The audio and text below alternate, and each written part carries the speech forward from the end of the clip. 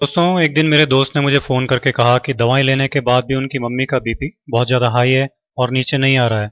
उनकी लाइफ के लिए मैं डर लग रहा है। ये कहते कहते वो रोने लगे। मैंने कहा चिंता मत करो, मैं एक नुस्खा बताता हूँ, उसे तुरंत बनाकर दो। और एक एक्यूप्रेशर भी बता देता हूँ जो कितना भी बीपी हाई हो जाए तुरंत काम करेगा और 5-7 मिनट में ही बीपी नॉर्मल आ जाएगा।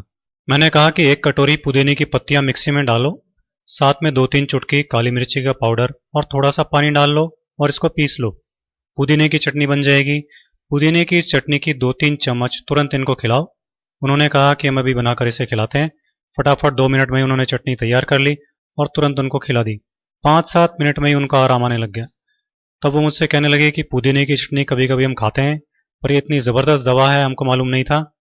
मैंने कहा कि ये घरेलू नुस्खे बहुत तेज़ी से काम करते हैं और बनाने और यूज़ करने में भी बहुत आसान होते हैं, लेकिन बस हमको इनके बारे में मालूम नहीं होता। नेचुरोपैथी और आयुर्वेद में इसको बहुत ऊंचा स्थान दिया गया है। अब आप ऐसा करना कि अभी तो हर 2 घंटे से एक एक चम्मच ये पुदीने की चटनी को खिलाना और फिर कल से दोनों टाइम खाना खाने के साथ इसे खिलाना। इससे बीपी नॉर्मल रहेगा, बढ़ेगा नहीं।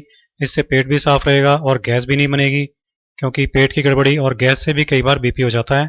तो अगर इनको इसकी वजह से बीपी बढ़ रहा होगा तो वो प्रॉब्लम भी हमेशा के लिए ख़त्म हो जाएगी। मैंने उनसे कहा कि ज़रा कपड़े सुखाने की 4 चिमटियाँ ले आइए ताकि हाई बीपी का एक्यूप्रेशर भी कर दें। वो चिमटियाँ ले आए। मैंने एक चिमटी उनके बाएं हाथ की बीच की उंगली में लगा दी और दूसरी चिमटी उसी हाथ की सबसे छोटी उंगली में लगा दी।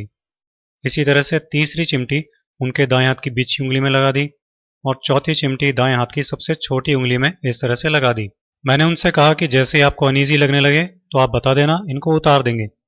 5 मिनट बाद ही उन्होंने कहा कि अनईजी लग रहा है। तब मैंने उन चिमटियों को उतार दिया और फिर बीपी नापा तो बीपी नॉर्मल था। सब लोग ये देखकर चकित रह गए। मैंने कहा कभी भी ऐसी बात हो तो इसे तुरंत कर डालना और इसे रोजाना दिन में एक बार इसी तरह से करना। बीपी हमेशा नॉर्मल बना रहेगा, जान का खतरा भी नहीं रहेगा। सबकी आंखों में आंसू थे, लेकिन वो खुशी के आंसू थे, क्योंकि उनकी माँ की जान अब खतरे से बाहर थी। तो दोस्तों, आप भी हाई बीपी के इस बेहद आसान इलाज को यूज कीजिए, अपनी लाइफ सेव कीजिए और लाइफ बढ़ाइए। दोस्तों,